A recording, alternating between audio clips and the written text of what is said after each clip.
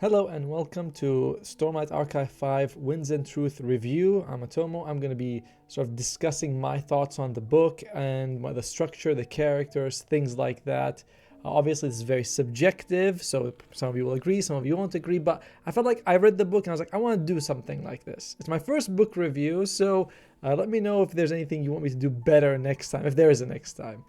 All right, so how about the book? Let's talk about how the book is structured. So the book is kind of like we kind of know after Rhythm of War that we're going to have this 10-day into the contest, and that's kind of how the book is structured. There's 10 days, and we see each day as it happens. Then at the end, there's like end of day 1, end of day 2, into day 3, and things like that. And in between every day, there's an interlude. And that's just exactly how like the whole book is structured. Kind of similar to before where we had like 4 parts or 5 parts where it's like end of part 1, end of part 2. Here's just by days. So that really is how it works. And even though we have these 10 days, we're more also split by like location, where we have certain groups split up and we have these sort of storylines. In general, I consider that there were 6 primary storylines. A couple were in the same place, but very much did not interact with each other. So I thought they were kind of separate because they had one quest here and they had one quest there, but they were in the same place. So that's how I felt it was. But overall, I consider that there were 6 big stories happening, a bunch of small ones here and there. That's how it works out. So I'm going to also talk about what I thought was the good, sort of the mixed stuff, and also the bad in the story. Now, let's start with the good, because that's always the good thing to begin with.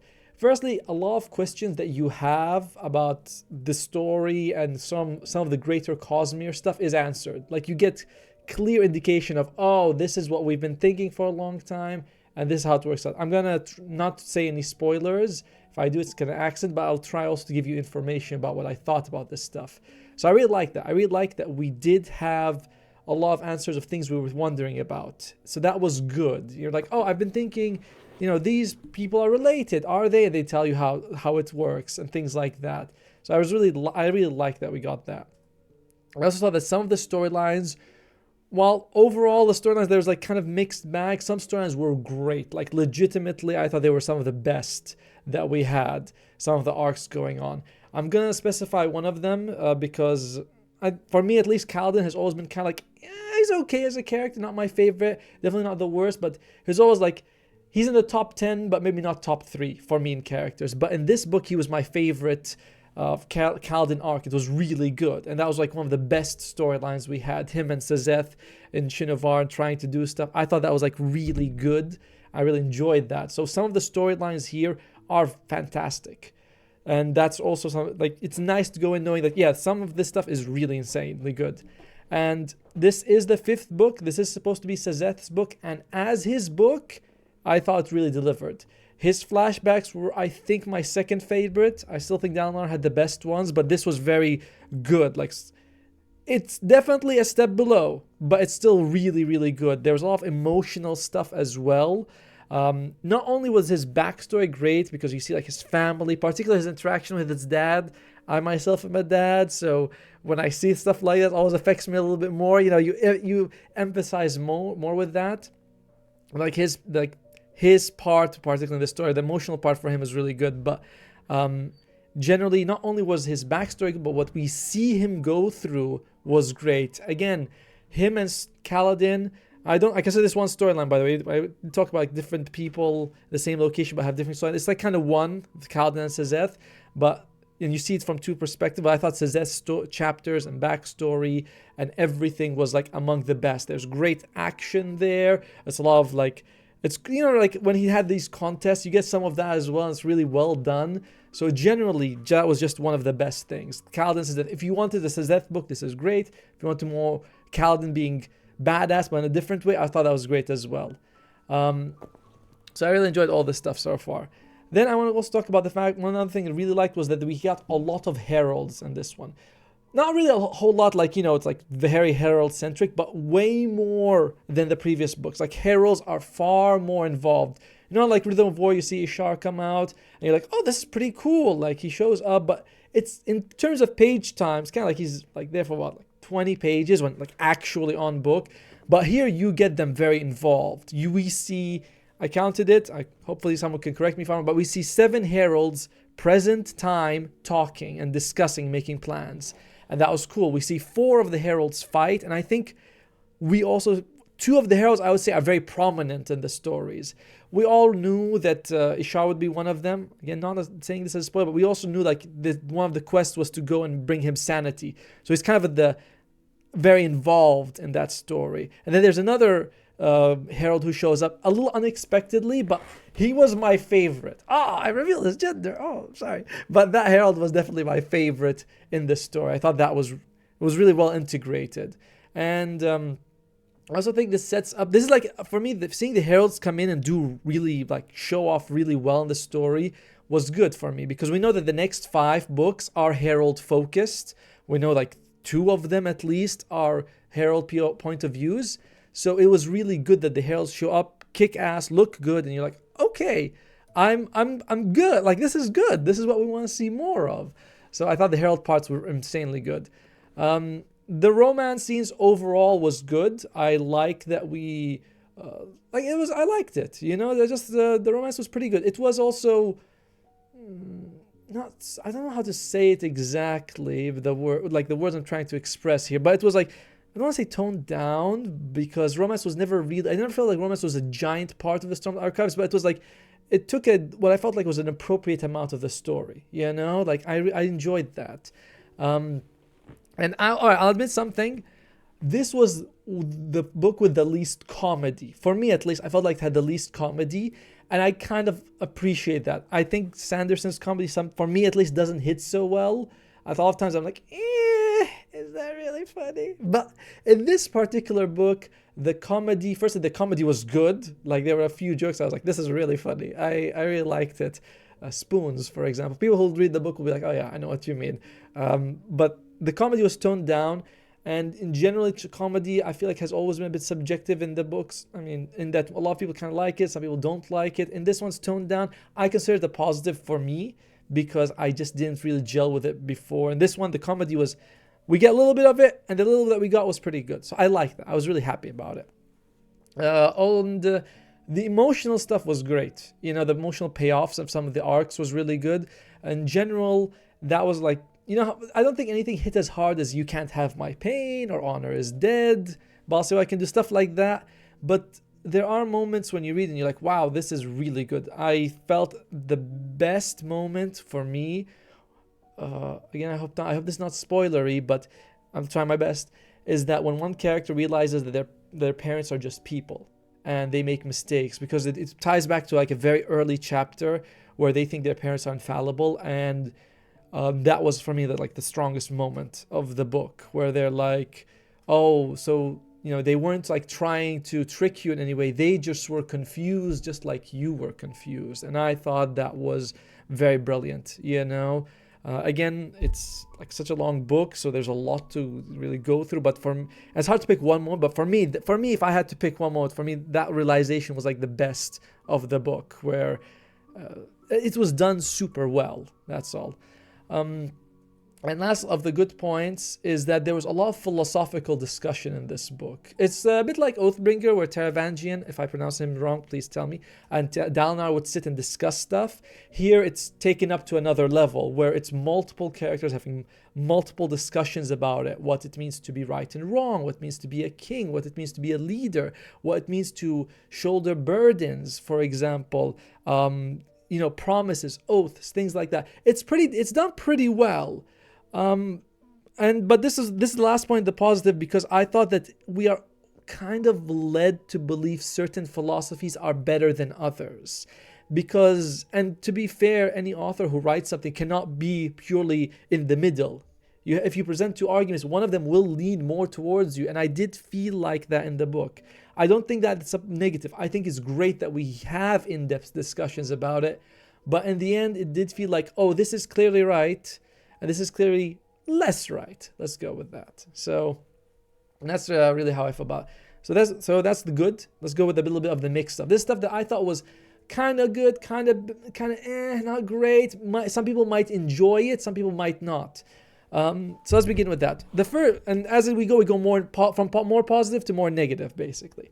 So let's begin at the top. One thing I almost considered positive, but I feel like was mixed, was that we revisit a lot of the big events in this story. Like a lot of the stuff that was big events in the books, these books, as well as in the past that we haven't, like we kind of have info, but we don't see, we revisit them a lot. But we get different context this time. We see it from different eyes. And that is good and bad, because it's nice to see, them again. These were big moments in the story, but we've seen them, like we don't really need to see them. We get some extra info, okay, but it's not much. I'll give you a point. You can skip the next like minute and a half, however, but it's a small thing. It's not like a big spoiler. We see the Oath Pact being forged, and I feel like we've got so much info about it that we already know what happened, and we even see a part of a discussion that happened in the previous book, but we just like get more dialogue on the same discussion. And I was like, cool, but I kind of knew all of this. I didn't see that there was anything new here besides like, oh, this is cool, but did I really need to? No, but this will feed into a negative point later. So yeah, because we do visit a lot of these points, I do feel like the way the story was written also, that we are brought to a lot of the same lines that we heard before, like we've seen like, those big moments before. A lot of the lines are reused in this one, and they don't hit, they were nice. I thought some of them hit really well. I thought some of them didn't. Some of them were like, you put this in almost as a fan service sort of thing, and it's like, in book one, someone says, nobody could defeat me with a spoon. And then in this book, someone was like, he was defeated in the end by a spoon. And you're like, all right, cool. But like I said, some of it landed, some of it didn't. So I put mixed bag. It was a nice callback, but it wasn't that great for me. And there are definitely some characters who shine more than others. This has always been a fact with these books. With such an ensemble, some shine more than others. Now, a lot of the characters I like did get to shine. I was happy about that, but some of them didn't do as much, and I would have preferred a little bit more, like, I don't want to say even focus. Everyone did get focused, but some of them, the focus felt not well used in a way, so I didn't really. It depends on how you feel about specific characters. If a character you don't like doesn't get much focus, you'll be like, this is good. If a character you like doesn't, you're like, oh, I would have liked more of that. So definitely felt like some characters did more. Like they actually achieved more. They had more growth. Whereas some characters were kind of like, you were around. That's kind of cool. I'll go into this later with specific characters. I have like 10 main characters I want to talk about, and then we'll, at the end of the video, at the end of this section. The writing, the prose, is that how it's right? I hope I'm pronouncing it right. It's on the simplistic side. It's always been on the simplistic side for Brandon. That's not like a flaw. It is. I'm not saying it, but it's like he writes in a way that is easy to understand. But it sometimes I feel like lacks nuance, and that was to me, again, it's mixed. I don't consider it negative or bad, but I would have felt like in some situations I would have liked it if he had gone a little bit more with his descriptions on feelings and emotions. And like some hints were a bit obvious in front of your face, because that's how he writes. It's not a negative, but it's also, I wouldn't consider it a very big positive either, where I would have liked a little bit more in-depth stuff. And there, in this book, again, this is the mixed point, there's a shift from fighting to talking. Whereas if you look at the earlier books, they were, especially like the first two, were more, I don't say violent, but there was more combat for sure in the first two books. And in this one, I would say it feels like it has the least to me.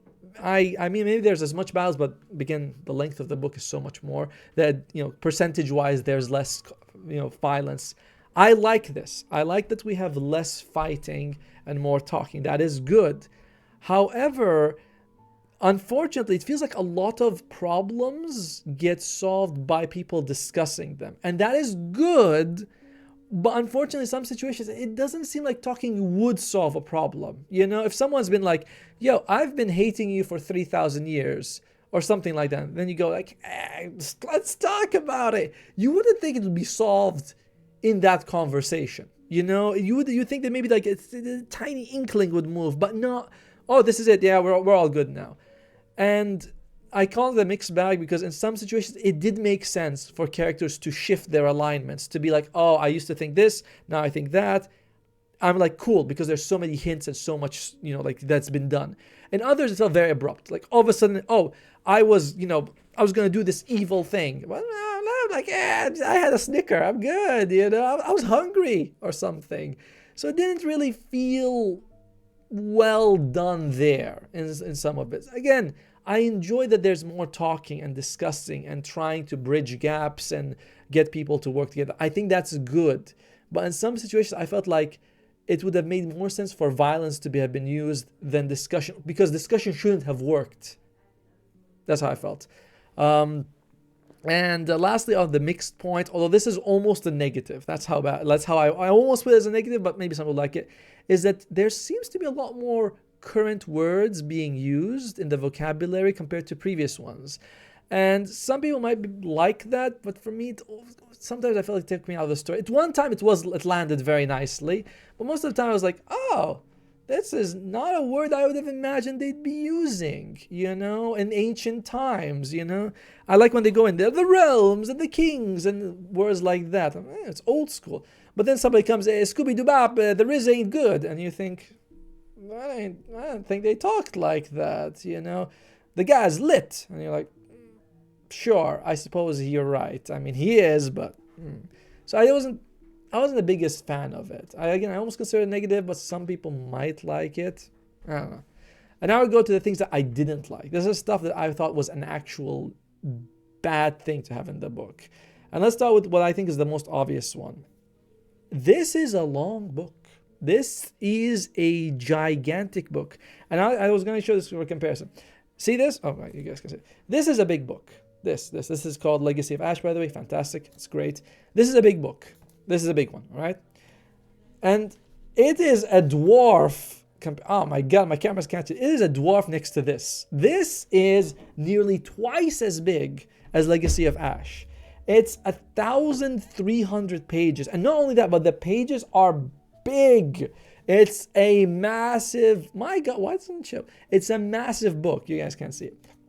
So it's long. It is hella long. Now, I'm sure a lot of people would say, hey, long is good. If I like it, I want more of it, right? That's fine. But I didn't. I thought that this was way too long. I just felt like it was too long. And to compound the problem of length is the writing style of Brandon Sanderson, where he puts 80% of the events in the last 20% of the book, which means that the first 80% that you're reading, I'm not going to say it's a slog, because again, there's really good stuff there. But sometimes you're like, I don't think we're going to have anyone die on day 2. That's just how it is. The structure of the book was a problem. Because when you have 10 days and 6 storylines, what you end up having is like these. It's like, I'm going to imagine I have a 6 finger. You have this storyline advancing a tiny bit, then this one a tiny bit, then this one tiny bit, this one tiny bit, and then we do it all over again. And so that most of their storylines are going to hit their peak on day 8, 9, and 10. Which is why I mean that the first, they're important. Stuff does happen. But you get the feeling that nothing, if you skipped it, you're not going to miss anything gigantically enormous. You're not going to be, how in Oathbringer, the king dies in the middle of the book, and that was really cool, because it's like, whoa, shit, he dead. And then the second half is different now, because he's dead, and that's a major cataclysmic event. And in this one, you generally are going to get the good stuff at the end. And that has been the style. But when you've read so many books like, Brandon says all these books have been the same with that, Sander Lanch at the end. You get the feeling like, it would have been nice in this one particular if you shook things up and had more big events in the middle. So I just felt like you could skip a lot. I don't say it like you should, because there is good stuff, but you presumably can skip parts of the book, like giant, like days of the book inside the book, and you wouldn't miss too much, because that's his style. That's how I felt like. And yeah, that's the structure of the book. The 10 days thing is, I thought that was the big weakness. If it was 5 days, I think we would have had a lot more. But because it's 10 days, a lot of storylines don't progress. It's like, oh, we're in a siege. You're not going to fall day 1. Come on. Like, you're gonna succeed till day, I don't know, 6 or something like that. There's no way we're gonna have characters fail this early. And that was the problem with the structure of the book. This 10-day thing with 6 storylines that I consider very important ended up slogging it a little bit. And overall, okay, and here's a flaw. Again, I hope this is not, I'm trying to be very not spoilery, but if you want to skip this, that's fine. I'm not gonna say any names or anything, but here's a flaw I thought in the book. The end, I thought there was less focus on the contest of champions than I expected. I felt the other storylines were actually more important than the contest of champions, which for me and for I think a lot of people, we were like, theorizing, oh my God, the contest of champions, who's the champion here, who's the champion there, who's the discussion, like that was sort of the big thing, this contest of champions. And overall, it, in my opinion, kind of failed to deliver. It got like there was screen time where people are discussing it. I got that, and it was important. I got that part too. But in general, the tone of the book kind of and the way everything kind of fell down, it kind of was like, is it okay? So I don't know. I was sad about that. I wanted to have more time spent. I would have liked like more time on the conflict, on this contest, because it was what felt like important. At the end of Rhythm of War, it was like when they sit and talk about the contract down our Odium, I was like, wow, this is really cool. Like this is really good stuff. And then I won't say it's a whimper, but it was also not the big bang I was hoping for. Yeah. And the last negative before I go into characters is the ending is non-ending. What I had assumed was that when we end this book, we've kind of like completed most characters' journeys and arcs, and the next series, some of them will be featured prominently, but a lot of them will take a back seat. That's how I kind of felt like it would be. It's like an end. Sort of like if you finish the first Avengers movie, where it's like, oh, it ends on a note where you can like stop watching the rest of the movies and you get a full story, sort of. But no, what ends up happening at the end is more like it's a shuffling of the deck. Some pieces go up, some pieces go down, things have changed, and we're going to continue. It did not feel like a finale of an arc. More so, it felt like there's a lot of setup for the next 5 books. And I would have liked if some characters had a definitive end. And I don't know. That was, to me, I don't know. I just didn't love that part. I would have liked more of an ending in this one. After spending 1,300 pages, I wanted an ending, and I did not get an ending. I got a to be continued at the end, and some people like this. Some people think it's a good cliffhanger. I didn't think so. So I'm going to talk about 10 characters that I thought had like a big not impact, but they had to do the amount of screen time. I'm arranging them alphabetically. I'm not going to mention every character and every storyline. And again, I'm going to be very as vague as I'm just going to say if I like their story or if I don't like their story. All right? So it's my thoughts. And it's by alphabetical order. So the first one we're going to start with is Adolin. I hope I'm pronouncing these right.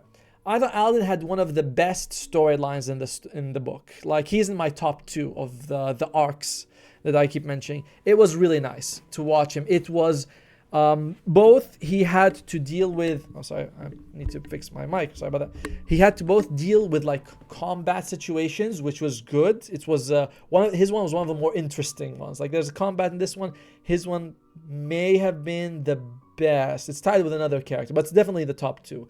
And there's a lot of internal, like, not retrospective. He's thinking a lot. That's the one. He's thinking a lot about things that have happened, how he aligns himself with morality and things like that, and how he feels about people. And I thought it was just well done overall. Like, it was a good story. It was Adolin's one of his best. I think this was the most I've liked him since Words of Radiance, And that, he had a good storyline, since like one of the best in Sword of Radiance. And he had like this trauma of a past event, and you don't see it much in previous books, but when you see it now, and you're like, oh yeah, I can see why it affected you, and we didn't discuss it before. Like, it's everything with Adolin was really good. So yeah, 10 out of 10. Dalinar, I went in this expecting this to be Dalinar's second book, because that's what Brandon Sanderson said. He was like, I want book 5 to be Dalinar, but I thought, he is important. I want to give him book 3, and book 5 is gonna have a lot of Dalinar moments. So I was like, oh, my favorite character, he's gonna do awesome. He was on screen a lot, and he was fine. I don't know. I liked the best part with him was his relationship with the Stormfather, where you see how it develops in the layers. Him and the Stormfather always had the most antagonistic among the human Spren relationships. You look at all the other ones; they're super supportive, but him and the Stormfather always they're always butting heads, and that was the best part for me in the book, of those two figuring out how they work together or not work together. That was the best. But a lot of his story was familiar to book 1. Familiar to book 3 as well, and I don't know. I was expecting more. He was on screen. He did stuff. It was kind of cool, but there's no unite them. There's no, sorry, not I am unity. There's no you can't have my pain. Just that wasn't that good of a Dalinar book. It was just it was okay. This is a great Kaladin book. It was okay as a Dalinar book. I don't know. Overall, I was disappointed with Dalinar. I wanted more. I wanted him to do more things, and he does do things. It's just things I wasn't insanely fond of. All right, next one is Yasna. I always pronounce it Jasna, but I was like, it's a J, right? It's a J. And people are like, no, it's Yasna. Okay, Yasna. Yasna didn't do much. Her time on screen she wasn't really there for a lot of it. She does have a mission. She shows up. It was kind of for a lot. Her time on screen is just among the least in the of the important characters, and in general she just doesn't do anything. Honestly, she does have this great discussion. It's like her best chapter, but at the same time it's also that's really the only good part. She shows up on screen less than others. She has one sort of good moment, and that's it. So I was not impressed with Yasna. To be fair, we don't really see her do much in the previous books. She does show up. She does have discussions, but I think she showed up best in Oathkeeper. This was, again, not a very Yasna book. She does less than Dalinar. All right, next one, Kaladin. One of the best storylines in general. One of my favorite version of Kaladin is this one, where he's I don't want to fight. I don't want to fight. I want to be peaceful. I want to talk things out. And that was really cool. And he had a good sense of humor in this one. I really liked it. There was this awkward, I'm trying to change thing. He's not sure. So sometimes in the middle of really big world-changing events and battles are happening, he's not sure what to do because he doesn't want to fight. So he goes to random people in there. He's like, so, have you heard the story about the cocoon? They're like, dude, could we not? Right now, do we have to? He's like, okay. Would you like some soup? It was really good. It was really good. I talked about comedy. Khan delivered some of the best comedy, and he had a great arc for him. I really enjoyed it. So again, Kaladin in my top 2 with Adolin in terms of the storylines that he gets. So next one we're going to talk about Lift. Very similar to Yasna. Barely around. Doesn't do much. But I think this, for her, it's more excusable. The next book is a Lift book. It's going to be her point of view. I did like her more than Yasna. I'm kind of splitting people into who's in the top, who's in the middle. You have Kaladin, Adolin, Dalinar in the middle, then you have Yasna and Lift. I thought Lift, though, did better than Yasna. Her chapters were, again, very few, but very meaningful. And I kind of like her. Lift kind of interests me. Her thing of, I don't want to change because I'm waiting for my mom to find me. And if I change, she can't see me. I was like, that really touches me. I don't know how it is, but it just touches me. Next one is going to be Navani. I loved her in Rhythm of War. She shot up to my favorite girl in the show. How often do you see these 50-year-old grandmas kicking ass? It's not something we see in fiction. So she was my favorite among my favorite girl, among my favorite characters, easily top 5 coming into this story. And in this one, she hangs around a lot doing kind of nothing. She's like, yeah, I'm chilling. She is involved in a storyline very prominently. She's on screen a lot. You get a lot of point of view, but she doesn't do much. And she has this one moment where I was impressed by her. And that one moment is the one that gets negated in the end. That one moment that I was like, wow, this is super cool. Talking about. I was like, this is, she did this really badass thing where she takes care of someone. I'm like, awesome, this is what I want to see. And then that is the moment that gets removed. And I really didn't like that. I really didn't like that. So I was disappointed with her because I expected more. With Diaz, I was disappointed. I was like, we get the same amount of her relatively, but the throat. But with Navani, I was disappointed because I had high hopes. I don't know. I really liked the character. I felt like she was utilized not so well. Then we have next one is Renarin. Renarin he has the most impact in the story compared to all his other ones. Like he has the most screen time, and he was really cool. I did feel like he was a bit different compared to before. And before he's like very like kind of timid, not sure what to do, things like that. And this one he's a lot more confident. It almost felt like he's a bit of a different character, growth and all that. I would like to be more gradual, but good impact. If you like Renarin, you're gonna like him in this one. You're gonna like a lot of what he does. So that was for me one thing I enjoyed. I've always liked Renarin. I like that we have him a lot in this one. It's awesome. Next one we're gonna go with Shallan. This might be the one that I feel like would be very not controversial, because come on, controversial, we all have our opinions, but more like the one where I think some of the fandom is gonna be split. Because on one side, Journey Before Destination, she had this very great internal growth and feelings and a great like lot of info about her is given. I thought that part was great. Like she, again, I liked her quite a lot in this one. Unfortunately, my negative for her is that at the end of the day, I thought if she had sat home and done nothing, there's no impact to the storyline. Like she would have just been, there's almost no difference. Some people say, oh, but this and this happened. I'm like, yeah, but the overall Cosmere was going to move in the direction it was going to move regardless of what she did. Whereas on other ones, they had real world impact where you're like, oh, this has changed and this has changed because of the efforts of these people. Shallan's efforts, in my opinion, resulted in almost nothing, but there was great internal growth, and it's not like a rehash of before, where I feel like a lot of times we're like, all right, she's here, she ends up here, and then the next book she ends up in the same spot. And you're like, but I thought we improved, didn't we improve? And I get that it's not a linear line, it's like you tumble, but at least she didn't tumble this time. She had a great internal growth. I liked Shallan, despite that I felt that her storyline didn't matter. You know what I mean? But it was good. It was really good. We have 3 more to go, and we're gonna go with Sazeth. Best part, one of the best parts of the books. Loved his story, loved his backstory. If you loved the link to his family. If you are coming in for a Sazeth book, this is good. It's very, very, very good. I really liked that. I like everything about it. I really enjoyed everything about Sazeth. It was good. So again, you read for yourself. I loved it. Next one we get Taravangian or Odium, whatever you want to call him. And this was interesting because he gets every interlude he shows up. Every interlude, and you see him sort of like with that's the split of the personality of what I want to do, what is right, but what is like good for the world, things like that. The human versus the god side of him fighting. I enjoyed it. I enjoyed it a lot. However, a lot of times you would think you're going to get a lot. You get like 1 page of him, with his thoughts or of an event. And I also felt like the Odium in general threat has been somewhat diminished because he's failed so much. And I know that Taravangian coming in is like a bigger threat, and he does showcase that he is a legitimate threat.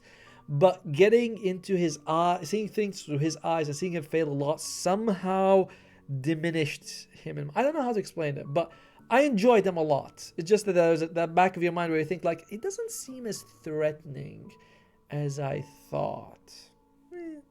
Alright, and we're gonna go last one, which is Venli. She's involved in the storyline in a decent way.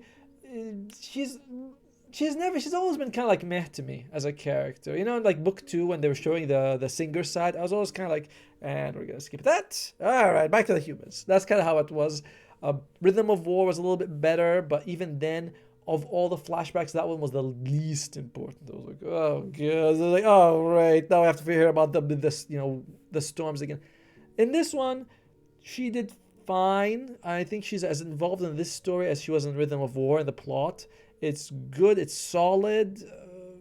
It's a character I just never really felt much emotion to. So I never really felt like I was gonna be talking about her too much. She's okay. That's just how it is. She's okay to me. That's it. And I'm gonna round this off with my overall thoughts of the story, overall thinking of how this book is. Where do I rate it? Things like that. I enjoyed this book. Now I was actually reading last night. I was reading from like 9, and I read till about like 4 a.m. I was reading for 7 hours, something like that, because I was on the last like 500-600 pages. Here's the thing. I was reading, then I reached like page 1000 or something around midnight, and I was like, I think I'm gonna keep going on this one. I'm not gonna sleep. Might as well finish it because I wanted to know. I've been wanting to know. So the book hooks you really well. It's good. I liked it. I liked a lot of parts of it. I did think though that I didn't think it was my favorite Stormlight book. I think it comes in. So like it's hard to rank. Oathbringer is always gonna be my favorite. Words of Rains and then Way of Kings. I feel like this might be my least favorite. That doesn't mean it's bad. It may, but it's just there's too many plots. Some of which are meandering. It's a bit slow. Some of the emotional payoff didn't hit. Some of it really did, but a lot of it kind of didn't. And it's great. It's a great book. It's really good, but there were flaws with it that I thought that were kind of big, like issues that should have been handled during the editing. Reduce the like the page count. You could have, I honestly, you could have skipped like 200, 300 pages and you wouldn't have lost anything. Like it didn't need to be that dense. It would have given the pacing a little bit more, things like that. Some characters could have had more to do. I especially look at Navani where I'm like, yes, you were on screen a lot, but you didn't accomplish much. Same thing with like some other characters where they're like, I wish you had done more because I want to see more. And while other characters were like really in the limelight, really shined. So enjoyed, nice. We'll reread at some point. I'll do like a whole Stormlight Archive. That's one of the nice things, by the way. This one does give you a lot more context on previous events. So I was like, that's cool. When you read them again, you're like, oh shit, I thought it was happening this way, but it was actually happening this way. This gives you that. That's nice. But yeah, when I finished it, when I was reading Rhythm of War, I stayed up the same way. And there's this chapter when Kaladin sees his brother in a vision, and I cried. I was like, holy shit, this brotherly thing he's been carrying on, and the way his brother soothes his older brother, and I was like, oh, this is so good. And I wanted something like that in this book. I wanted that emotional punch where it's like, holy crap, we've been building up to this, and it's so good. And while there are stuff that do come close, and one particular moment stands out to me, in general, the emotional stuff just didn't hit the same way. I really like, again, the other one was like when Dalnar like peels his fingers off to not give in to Odium because he wants the pain, and like he gives you a visceral image. There just isn't quite something like that in this book, and I think that's the problem. The book lacked that oomph that you were hoping for. It's very good. Well worth it. I mean, I bought the damn thing on day one in hardcover. Again, you guys can see it. It's right there, though. Because I knew that I would enjoy it. I enjoyed it a ton. I was hoping for a little bit more, though. But, it is what it is. I hope you guys enjoyed the interview. If you have an interview, holy crap, review. If you have any thoughts about this, any feelings, anything you want to discuss, let me know, because I want to do more of this, but I want to know if you guys are actually interested, because I have a lot of these books I read. I'd like to know if you guys are, or if you could recommendation about it. But yeah, thank you for tuning in, and hope you guys enjoyed the book more than I did. And I enjoyed it a ton. So see you around.